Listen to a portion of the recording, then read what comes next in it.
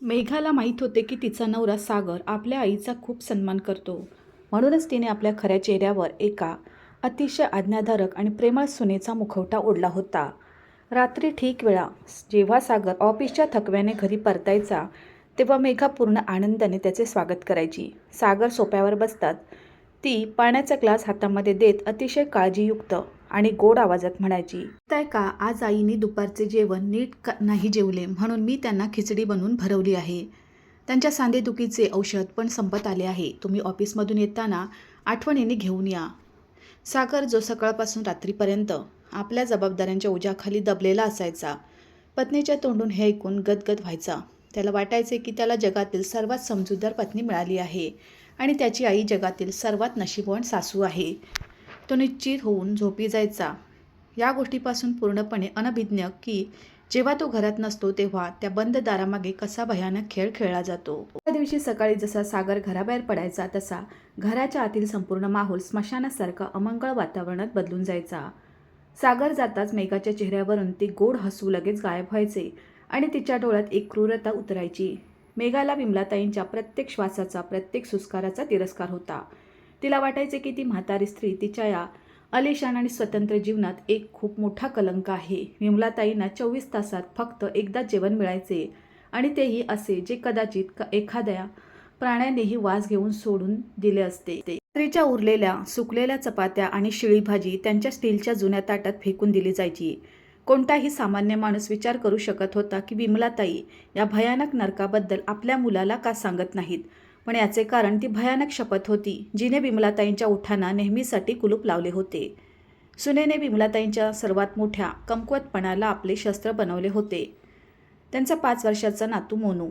एक दिवस सुनेने आपल्या मुलाला मोनूला दुसऱ्या मजल्याच्या गॅलरीच्या रेलिंगजवळ उभे केले आणि विमलाताईंच्या कानात पुटपुटून एक अशी गोष्ट सांगितली जिने विमलाताईंचा आत्मा कापला.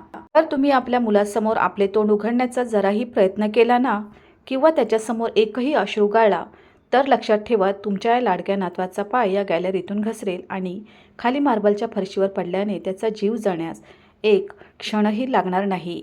आणि संपूर्ण जगाला हेच वाटेल की मुलगा खेळताना अपघाताने पडला असेल."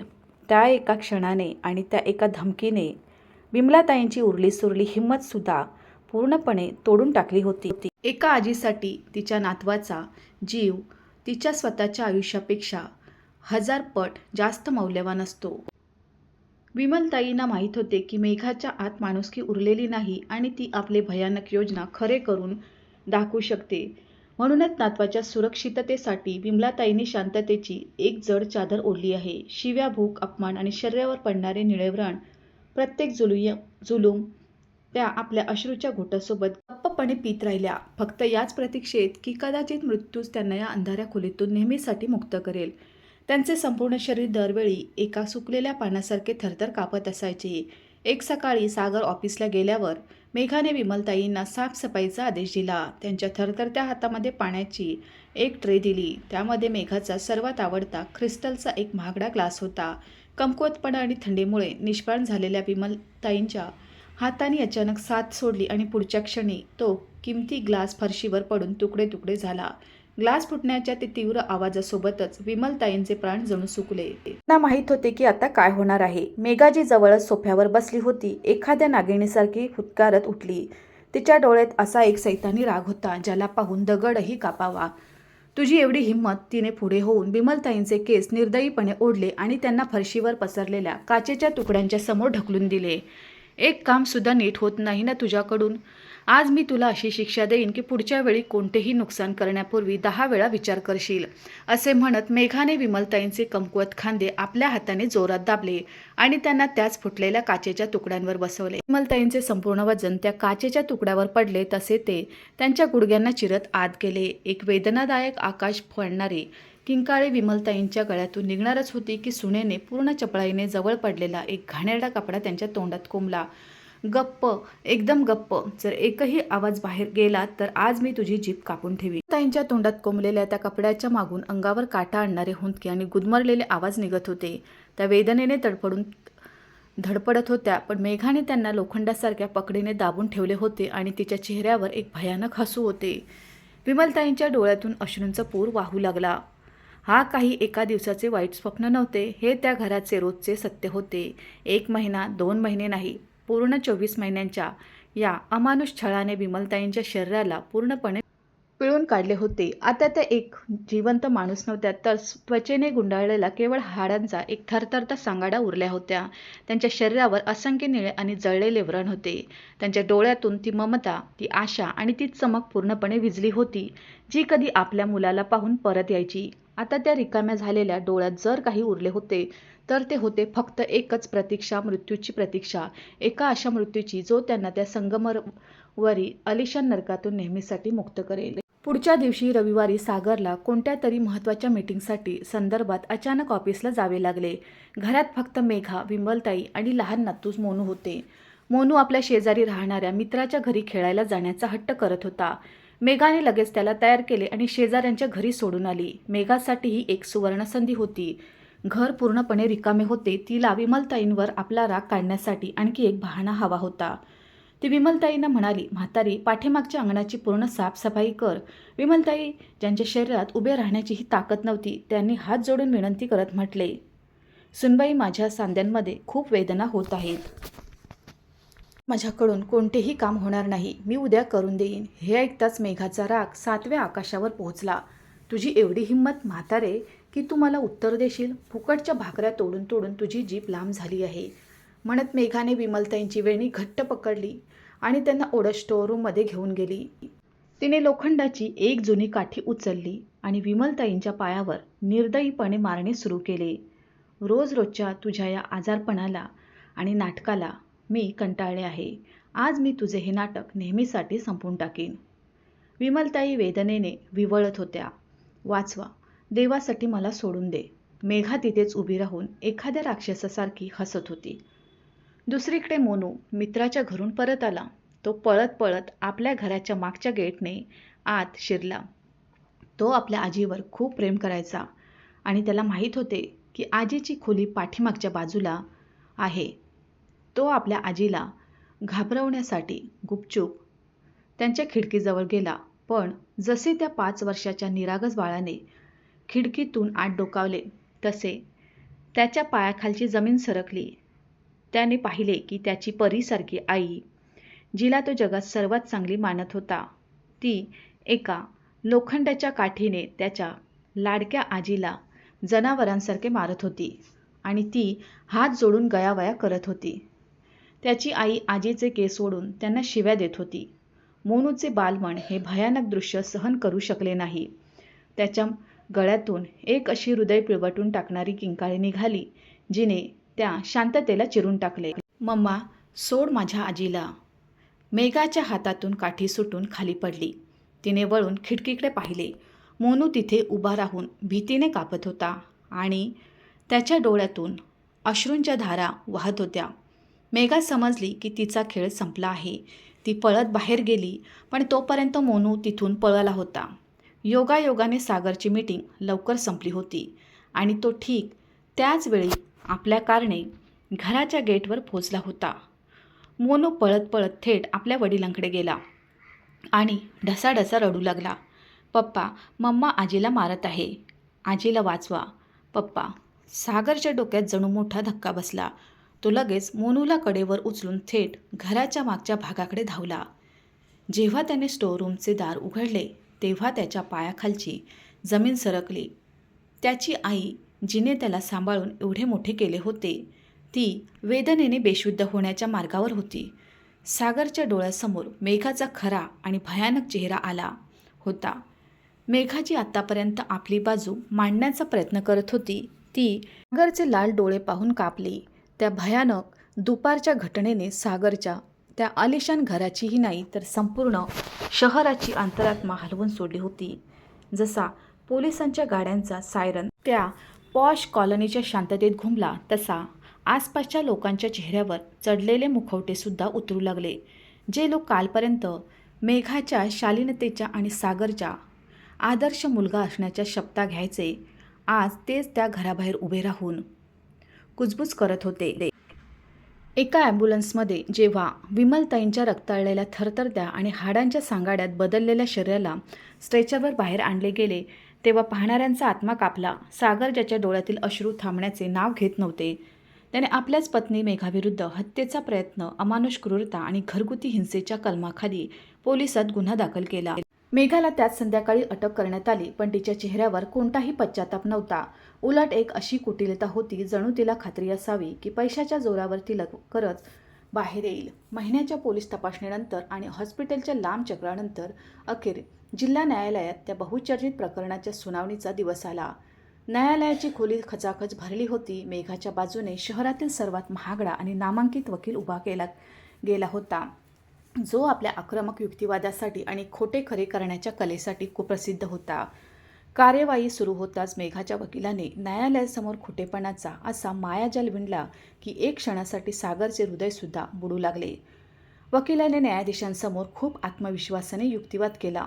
युअर ऑनर, हे संपूर्ण प्रकरण एका आधुनिक आणि शिकलेल्या सुनेविरुद्ध रचलेले एक मोठे कारस्थान आहे. माझी अशील, मेघाने नेहमी आपल्या सासूची सेवा एका सख्या मुलीसारखी केली आहे. खरी गोष्ट अशी आहे की विमलताई 70 वर्षाच्या झाल्या आहेत. त्यांना विसरण्याचा आजार आहे. वयाच्या या टप्प्यावर त्या मानसिकदृष्ट्या आपले संतुलन गमावून बसल्या आहेत. त्यांच्या शरीरावर जे जखमांचे निशाण आहेत ते कोणाच्या मारहाणीचे नसून त्या कमकुवतपणामुळे, त्यांच्या वारंवार पायऱ्यावरून किंवा बाथरूममध्ये पडल्यामुळे लागले आहेत. एका वृद्ध आणि मानसिकदृष्ट्या आजारी महिलेच्या सांगण्यावर कायदा विश्वास ठेवू शकत नाही. त्या फक्त आपल्या सुनेचा द्वेष करतात कारण त्या सागरचे लक्ष आपल्याकडे ओढू इच्छितात. मेघा पिंजऱ्यात उभी राहून सतत खोटे अश्रू गाळत होती. ती आपल्या साडीच्या पदराने वारंवार डोळे पुसण्याचे नाटक करत होती, जणू जगातील सर्वात पीडित महिला तीच असावी. सरकारी वकिलाकडे विमलताईंच्या जखमांचा मेडिकल रिपोर्ट तर होता, पण हे सिद्ध करण्यासाठी कोणताही ठोस पुरावा नव्हता की या जखमा मेघानेच दिल्या आहेत.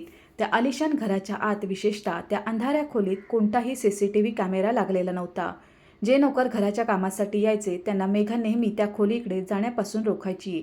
त्यामुळे कोणताही बाहेरील साक्षीदार नव्हता. विमलताईंची प्रकृती इतकी नाजूक होती की त्या व्हीलचेअरवर न्यायालयात हजर तर होत्या, पण त्या नीट बोलू शकत नव्हत्या. पुराव्यांच्या या मोठ्या कमतरतेमुळे सागर आतून तुटत होता. त्याला वाटले की कदाचित कायदासुद्धा या राक्षसीचे काही वाकडे करू शकणार नाही.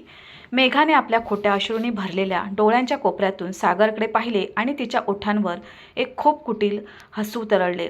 तिला पूर्ण खात्री झाली होती की ती पुन्हा एकदा आपल्या गुन्ह्यातून बेदाग सुटेल. न्यायाधीशसुद्धा पाण्याची उलटापालट करत विचारात पडले होते की कोणत्याही प्रत्यक्ष साक्षीदाराशिवाय शिक्षा कशी सुनावणार. सरकारी वकील आपल्या खुर्चीवरून उठले आणि त्यांनी एक अशी घोषणा केली जिने संपूर्ण कोर्टरूमचा माहोल एका क्षणात बदलून टाकला. युअर ऑनर, हे खरे आहे की त्या घराच्या 4 भिंतीच्या आत कोणताही कॅमेरा नव्हता. हेही खरे आहे की पीडितेचा आवाज आत्तापर्यंत दाबला गेला आहे, पण आमच्याकडे या अमानुष घटनेचा एक असा चष्मदीत साक्षीदार हजर आहे ज्याच्या डोळ्यांनीच ते सर्व पाहिले आहे आणि ज्याची जीभ कोणतेही खोटे बोलू शकत नाही. न्यायालयाचे जड लाकडी दरवाजे हळूहळू उघडले. सर्वांच्या नजरा दाराकडे वळल्या. तिथे सागर उभा होता आणि त्याने आपल्या 5 वर्षाच्या लहान मुलाचा मोनूचा हात घट्ट पकडला होता. मोनूने शाळेचा गणवेश घातला होता. एवढी मोठी जागा आणि एवढे सारे काळे कोट घातलेले वकील आणि पोलीस पाहून ते लहान मूल खूप घाबरले होते. तिचे लहान लहान पाय थरथर कापत होते. मेघाच्या चेहऱ्याचा रंग एकाच सेकंदात पांढरा पडला. तिचे कुटील हसू आता भयात बदलले होते. सागरने मोनूला हळूच साक्षीदाराच्या पिंजऱ्याजवळ उभे केले. न्यायाधीश, जे स्वतः एक वडील आणि आजोबा होते, त्यांनी त्या निष्पाप चेहऱ्याकडे पाहून आपला चष्मा खाली केला आणि प्रेमाने म्हटले, बेटा, इथे तुला कोणी काही बोलणार नाही. तू एकदम सुरक्षित आहेस. मला फक्त एवढं सांग की त्या रविवारी दुपारी जेव्हा तू खेळायला गेला होतास आणि परत आलास तेव्हा तू आपल्या आजीच्या खोलीच्या खिडकीतून काय पाहिले होते? तुला कोणालाही घाबरण्याची गरज नाही बेटा, फक्त तेच सांग जे तू आपल्या डोळ्यांनी पाहिले होते. मोनूने आपल्या मोठ्या मोठ्या घाबरलेल्या डोळ्यांनी आपल्या आईकडे पाहिले. मेघा पिंजऱ्यातून त्याला अशा भयानक आणि चेतावणीयुक्त नजरेने घुरू लागली, जणू आपल्या डोळ्यांनी सांगत असावे की जर त्याने तोंड उघडले तर परिणाम खूप वाईट होईल. मोनू भीतीने सागरच्या पायाला बिलकू लागला, पण तेवढ्यात त्याची नजर न्यायालयाच्या दुसऱ्या रांगेत व्हीलचेअरवर बसलेल्या आपल्या आजीवर पडली. विमलताईंचे संपूर्ण डोके पट्ट्यांनी बांधलेले होते. त्यांचे हात प्लास्टरमध्ये होते आणि त्यांच्या दोन्ही डोळ्यांच्या खाली अजूनही गडद निळे आणि काळे डाग होते. आपल्या आजीची ती दयनीय आणि मोडलेली अवस्था पाहून त्या 5 वर्षाच्या मुलाच्या मनातील सर्व भीती एका झटक्यात पळून गेली. त्याला आठवले की कसे त्याची आजी त्याला लपून छपून आपल्या वाट्याच्या सुकलेल्या चपातीतून घास भरवायची, कसे अंगाई गाऊन झोपवायची. मोनूच्या निष्पाप डोळ्यात अश्रू आले. त्याचा आवाज कापत होता, पण त्यामध्ये सत्याचा जो सूर होता तो कोणत्याही वकिलाच्या युक्तिवादापेक्षा लाखपट जास्त ताकदवान होता. जज अंकल, माझी मम्मा खूप वाईट आहे. त्या दिवशी मी खिडकीच्या बाहेर उभा होतो. मी पाहिले मम्माने लोखंडाच्या एका काठीने माझ्या आजीला खूप जोरात मारले. आजी जमिनीवर पडली होती आणि रडत होती. आजी म्हणत होती की मला सोडून दे, पण मम्मा हसत होती. न्यायालयात शांतता आणखी गडद झाली. मेघाचा वकील घामाघूम झाला होता. मोनूच्या डोळ्यातून अश्रूंचे मोठे मोठे थेंब टपकू लागला. त्याने रडत पुढे म्हटले, आणि माहीत आहे अंकल, मम्मा आजीला जेवण पण देत नव्हती. एक दिवस जेव्हा आजीच्या हातातून काचेचा ग्लास फुटला होता, तेव्हा मम्माने आजीला त्या काचेच्या तुकड्यांवर बसवले होते. आजी खूप रडत होती. मी सर्व पाहिले होते. मी दाराच्या मागे लपलो होतो. मेघाच्या वकिलाने गडबडीत मध्येच टोकण्याचा प्रयत्न केला. युअर ऑनर, हा मुलगा मानसिकदृष्ट्या प्रगल्भ नाही, याला सागरने शिकवून आणले आहे. न्यायाधीशांनी रागात आपला हातोडा टेबलावर मारत वकिलाला गप्प केले. मुलाला आपली गोष्ट पूर्ण करू द्या. मोनूने आपल्या रडत्या आवाजात न्यायालयासमोर ते शेवटचे सत्य मांडले, ज्याने तिथे बसलेल्या प्रत्येक दगड मनाच्या माणसाला हलवून सोडले. जज अंकल, मी पप्पाला यासाठी नाही सांगितले, कारण मम्माने आजीला घाबरवले होते. मम्माने आजीला सांगितले होते की जर त्यांनी पप्पाला काहीही सांगितले तर ती मला छतावरून खाली ढकलून देईल आणि सर्वांना सांगेल की मी खेळताना पडलो. मम्मा म्हणाली होती की ती मला मारून टाकेल. माझी आजी मला वाचवण्यासाठी मार खायची. माझी आजी खूप चांगली आहे अंकल. एवढे बोलून मोनू जोरात रडू लागला आणि पळत जाऊन आपले वडील सागरच्या पाया पडला. मोनूच्या त्या निष्पाप पण हृदय पिळवटून टाकणाऱ्या शब्दांनी संपूर्ण कोर्टाचा आत्मा चिरून टाकला होता. स्वतः न्यायाधीश, ज्यांनी आपल्या करिअरमध्ये न जाणे किती क्रूर गुन्हेगारांना पाहिले होते, आज आपल्या डोळ्यातून वाहणारे अश्रू रोखू शकले नाहीत. 5 वर्षाच्या मुलाच्या साक्षीत जी वेदना, जो थरकाप आणि सत्याची स्पष्टता होती, तिने बचाव पक्षाचे सर्व खोटे पुरावे आणि मेघाने विणलेला प्रत्येक कारस्थान पत्त्यांच्या बंगल्यासारखा विखरून टाकला. सागरची अवस्था आता पाहवत नव्हती. तो न्यायालयाच्या त्या थंड फरशीवर गुडघ्यावर पडला आणि लहान मुलासारखा ढसाढसा रडू लागला. त्याला स्वतःचीच घृणा वाटत होती. त्याला आपल्या त्या शिक्षणावर, आपल्या त्या पैशावर थुंकावेसे वाटत होते. तो रात्रदिवस पैशाच्या मागे पळत राहिला आणि त्याची जन्म देणारी आई तिळतिळ मरत राहिली. मेघाच्या वकिलाने आपल्या फाईल्स बंद केल्या. तो समजला होता की आता या सैतान स्त्रीला जगातील कोणतीही ताकद वाचवू शकत नाही. अंतिम सुनावणी पूर्ण झाली. न्यायाधीशांनी आपले पेन उचलले आणि जड अंतकरणाने पण अत्यंत कठोर शब्दात आपला ऐतिहासिक निकाल वाचणे सुरू केले. आज या न्यायालयाने केवळ भारतीय दंड संहितेनुसार एक गुन्हा पाहिलेला नाही, तर माणुसकीची सर्वात घिणवणी, सर्वात लाजिरवाणी आणि रूह कापणारी हत्या अनुभवली आहे. एका शिकलेल्या महिलेद्वारे आपल्याच वृद्ध हताश सासूवर अमानुष बर्बर छळ करणे, एका लहानशा निष्पाप मुलाच्या मनात आपल्याच आईचे असे भयानक राक्षसी रूप बसवणे, हे समाजाच्या कपाळावर एक असे कलंक आहे जे पुसले जाऊ शकत नाही. मेडिकल रिपोर्ट आणि सर्वात महत्त्वाचे, एका निष्पाप चष्मदीत साक्षीदाराच्या जबाबांना आधार मानत हे न्यायालय गुन्हेगार मेघाला हत्येचा प्रयत्न, गंभीर शारीरिक छळ आणि मानसिक प्रताडनेचा दोषी ठरवते. न्यायालय या गुन्हेगाराला कोणतीही सवलत न देता 7 वर्षाच्या कठोर कारावासाची शिक्षा सुनावत आहे. निकाल ऐकताच मेघाच्या पायाखालची जमीन सरकली. तिचा गर्व, तिची चलाकी, सर्व काही मातीत मिळाले होते. ती वेड्यासारखी ओरडू लागली, रडू लागली. ती सागरच्या पायाकडे धावली. सागर, मला माफ कर, मी तुझ्या मुलाची आई आहे. पण सागरने तिच्याकडे पाहिले सुद्धा नाही आणि पाठ फिरवली. पोलिसांच्या 2 महिला कॉन्स्टेबलनी पुढे होऊन मेघाच्या हातामध्ये बेड्या ठोकल्या आणि तिला ओढत न्यायालयाच्या बाहेर घेऊन गेल्या. मेघाची किंकाळी हळूहळू दूर होत गेली. न्यायालय रिकामे झाले होते. सागर हळूहळू उठून आपल्या आईच्या व्हीलचेअरवर जवळ गेला. तो तिच्या पायावर डोके ठेवून ढसाढसा रडू लागला. मला माफ कर आई, तुझा हा पापी मुलगा आंधळा झाला होता. मला जगातील कोणतेही दुःख दे पण मला माफ कर. विमलताईंचे ओठ तर नाही हलले, पण एका आईच्या ममतेने पुन्हा एकदा सर्व वेदना मागे सोडल्या. ते थरथरते पट्ट्यानी बांधलेले हात हळूच उठले आणि सागरच्या डोक्यावर विसावले. त्यांनी आपल्या नातवाला मोनूला सुद्धा आपल्या छातीशी लावले. त्या अमंगळ दिवसानंतर विमलताई त्या विशाल घराच्या पायऱ्यांच्या खालच्या अंधाऱ्या खोलीतून नेहमीसाठी बाहेर आल्या होत्या. सागरने आपल्या आयुष्याचे एकमेव ध्येय बनवले होते की आता जोपर्यंत त्याची आई जिवंत आहे त्यांच्या डोळ्यातून दुःखाचा एक अश्रूसुद्धा पडू देणार नाही. तर मित्रांनो, तुम्हाला ही गोष्ट कशी वाटली कमेंट करून नक्की सांगा. गोष्ट आवडली असेल तर प्लीज व्हिडिओला लाईक करा, शेअर करा आणि आमच्या चॅनलला सबस्क्राईब नक्की करा. थँक्यू.